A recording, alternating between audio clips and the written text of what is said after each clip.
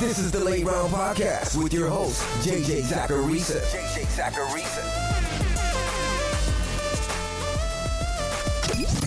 What's up, everyone? It's JJ Zacharisa, and this is episode 666 of the Late Round Fantasy Football Podcast, sponsored by FanDuel. Thanks for tuning in. Before getting to the mailbag questions this week, I want to remind you about the Establish the Run draft kit. Establish the Run has rankings for any fantasy format you might be playing in, and they continuously update as news breaks. You also get access to Evan Silva's top 150, and along with it, a change log that you can read to see why players are moving up and down his draft board. It's a great way to make sure you understand why players are ranked where they are. The goal is to help you make better decisions, not tell you who to pick. And if you're into best ball drafting, their strategy, rankings, and insight can help you out a ton with roster construction. Establish the Run gives you a different perspective on fantasy football than I do, and I think the combination of my work and theirs can help make this draft season a successful one. So head over to EstablishTheRun.com and purchase their draft kit. When you do, use promo code JJ for a 10% discount. That's promo code JJ. Also, just a reminder that the Week 1 NFL Sunday Million is officially live on FanDuel. Showcase your NFL knowledge and construct your best 9-player roster while staying under the salary cap. Then follow along using FanDuel's live scoring feature to compete for your share of $3 million in cash prizes, including a cool $1 million first place prize, all for just $4. The first Sunday of the NFL season is approaching quickly, so head to FanDuel and submit your lineups today. Eligibility restrictions apply. Go to FanDuel.com or download the FanDuel app for more details. The first question this week is from Twitter. It's from @TheBirch. It says, JJ, how do you recommend handling some of these camp and preseason darlings prior to season kickoff? I'm talking about Isiah Pacheco, Isaiah Likely, Kyle Phillips, and others. The hit rates given their profiles and draft capital are historically pretty low.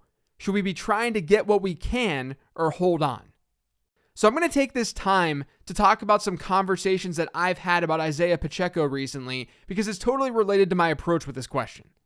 As a lot of you know, I was into Pacheco immediately after he was drafted by the Chiefs. I talked about it on this podcast on the episode that I did directly after the draft. In the late round prospect guide, I wrote about him as a clear target in rookie drafts. All the awesome patrons in the late round fantasy football Discord, we all made a "we don't talk about Pacheco" meme because we didn't want our league mates to know about him. It was a very fun draft season because of that alone, because of Isiah Pacheco. It seemed like the Chiefs wanted explosiveness in that backfield, and they got a player who can provide that. He had the best weight-adjusted 40 time in this running back draft class, and his top comparable in my model was Damian Williams, and Damian Williams was someone who did very well in this Andy Reid offense. I'm not saying all this right now to prove to you guys that I was right. I'm setting the stage here. I try to be reasonable with my approach to fantasy football. So while I was higher than the consensus on Pacheco, it was because the consensus was just too low on him. I fully recognize that he's a 7th round running back who still didn't look great in my prospect model. It's not like he looked like Breece Hall. He just looked better than how other people viewed him. His touchdown share, his reception share numbers, they were undervalued, which is why the model liked him more than the NFL draft did. But his total yards per team play, the third production metric that my model looks at, it wasn't great. The thing is, Pacheco's now gotten to this point. And you can sit there and say that he hasn't actually done anything yet. And you're not wrong when focused strictly on what he's done on a football field. But there's talk that Ronald Jones now doesn't even make the team. And clearly Pacheco's dynasty value has shot up. You appreciated value if you drafted Isiah Pacheco. So things have happened. The camp hype and the fact that he's playing with the first team offense isn't some irrelevant information. There aren't many 7th round running backs who have even made it this far. So what that means is, I don't think it's reasonable to just say, oh, he's just another 7th round running back. Because most 7th round running backs aren't playing consistently with the first team offense, and they're not doing so since July. This same logic can be shifted to Kyle Phillips or Isaiah Likely too. They're in a spot that others from their draft position and their situation haven't really been in. So lumping them with players from those situations doesn't really make any sense. I'm not saying that we should over-adjust.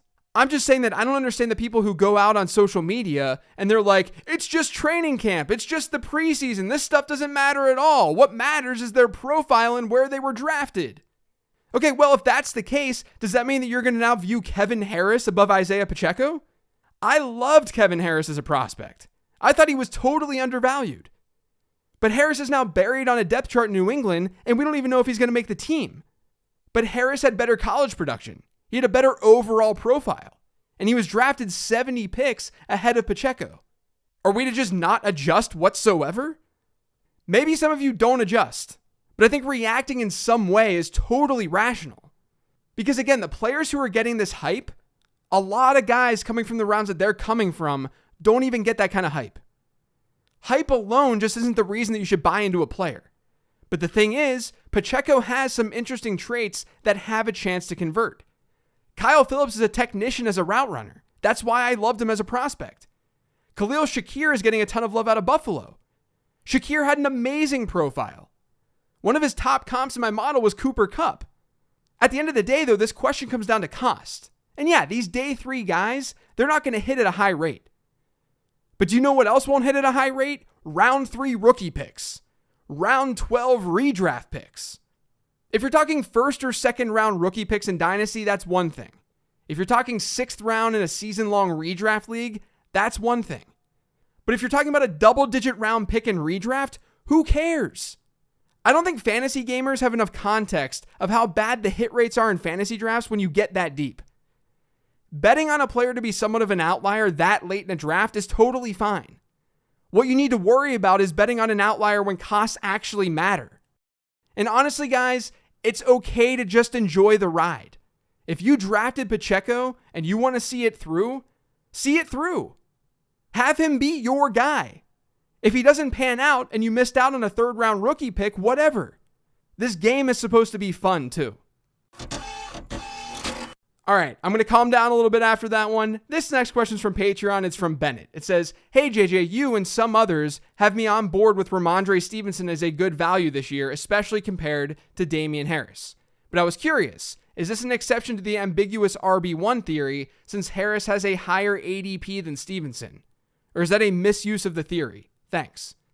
No, it's not a misuse of the theory necessarily, but as I alluded to on the ambiguous backfields episode from June, I don't think we should use that theory as like a trump card. Because there are other things that we should be looking for in a breakout running back, not just historical ADP trends. Not only that, but there are plenty of places where Ramondre Stevenson goes ahead of Harris. And I wouldn't be surprised if that flips in some spots over the next couple of weeks.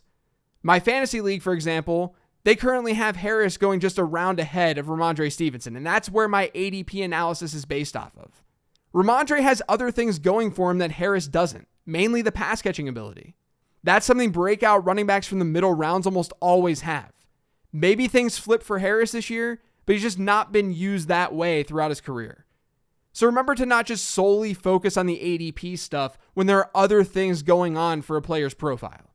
I like to think of it as a puzzle, with each piece being one of those attributes that we should be looking for.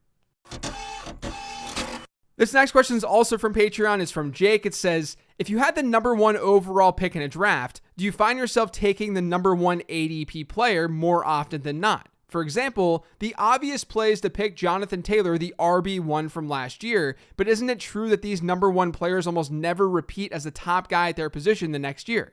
Is it more logical to skip the number 1 ADP guy and grab maybe the top wide receiver or a running back further down the list? Am I thinking about this too much?" So look, I get this question every year, and I understand why people ask it. But remember, we're playing the probability game. Your expectation for taking Jonathan Taylor first overall should not be that he absolutely has to finish first overall in order to pay off his price tag. You want Taylor to give you a nice advantage over other running backs, which he objectively can do even if he's not the RB1 in fantasy football. Because by this logic, you're also making the assumption that you're increasing your odds of getting the RB1 or the wide receiver 1 in fantasy football by going with an alternative player, which doesn't really make any sense. In fact, since 2011, the RB2 in drafts has averaged 2 fewer PPR points per game than the RB1 has. The expected value of the RB2 is not as great as the RB1. The reason we see the turnover that we see is because in order to be the wide receiver 1 or the RB1 or the QB1, in order for a player to be the top player at his position 1 year, a whole lot of stuff probably went right. And it's just naturally hard to repeat that. I think the big takeaway here, though, is that you shouldn't assume that just because this type of trend exists, it doesn't mean that you would have even higher odds of finding that one player with your alternative pick. It's weird at wide receiver and running back this year because I think you could flip-flop Taylor with Christian McCaffrey, and you can do the same with Cooper Kupp and Justin Jefferson. So if you'd rather go CMC or something like that, that's totally fine. He's in the same tier as Jonathan Taylor for me. But I wouldn't do that solely because players have a hard time repeating as the top player at their position. This next question is from Patreon. It says, "Hi JJ, love all of your content. Thanks. I have a question regarding quarterback streaming. I know it shouldn't be the preferred strategy, but strange things happen on draft day. Last year, I struggled with the streaming approach. I missed almost every targeted matchup, which were recommended by experts and analysts, despite a record number of 49 quarterbacks finishing inside the top 12 over the season. I also heard from other managers that they struggled too. Was this just bad luck, or is there a statistic that shows that it was a weird year for streaming quarterbacks? Thank you. Keep on with your great work." So I do another show during the season called Living the Stream, another podcast. My co-host Denny Carter, who's at NBC Sports, we track our streaming picks. And we have for years. We give streaming picks at quarterback, defense, and tight end. Back like 5 or 6 years ago, we'd put together a quarterback Frankenstein of like QB6 each year in points per game. And these are players who are rostered in very few leagues. And we didn't have the benefit of just keeping a player when his percent rostered number rose. So like if we streamed a breakout quarterback one week, we couldn't just keep streaming him. The last couple of years though, that streaming QB has been more in the QB 10 or QB 11 range. It's been tougher as the position has become more predictable. Fantasy managers understand the position better, and they're highlighting and focusing on the right things, like rushing. So it's gotten objectively harder to stream. And I talk about this predictability concept a good bit in the late round draft guide. That's going to explain things a lot more than I can on a mailbag show. But that's the gist of it, and that's why you're probably struggling streaming the position. It hasn't been just you. Everyone has. The next question is from Arnaldo. It says, "Hey JJ, how do you adjust your draft approach, if at all, in keeper leagues? Do you force the running back pick in the first because you already kept 2 wide receivers? Or do you stick to best player available in the early rounds, regardless of who is already on your roster?" So it's really hard to answer a question like this without knowing what the player pool looks like, right? Like I have no idea how many players are being kept, who's available, all that. But let's just run through a hypothetical. Let's say that you kept only wide receivers and the only running backs available right away in your draft are running back dead zone running backs. They're the players that you traditionally see in that area of the draft who get pushed up because of need and not because of talent and bell cow potential.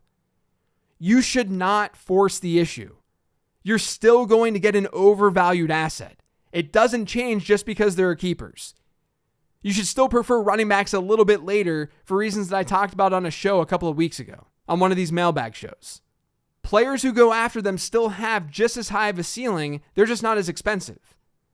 But it all depends on your individual circumstance. I just want to note that with questions like this, all of the things that I've talked about strategically in season-long leagues, it still applies. The last question this week is from @NotGump3. It says, "Are there any touted rookies your model hated this year?"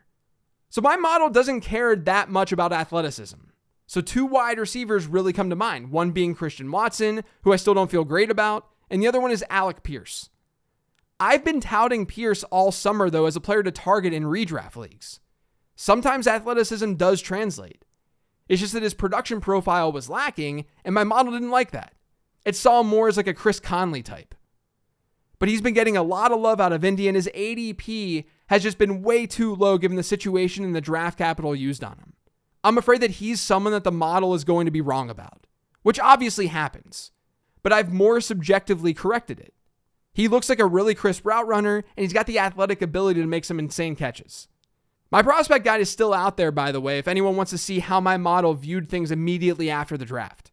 Some takes have changed, but it's still good to sort of have that baseline on how things looked right after the draft. But Alec Pierce is my answer, and I think he's a great redraft pick this year.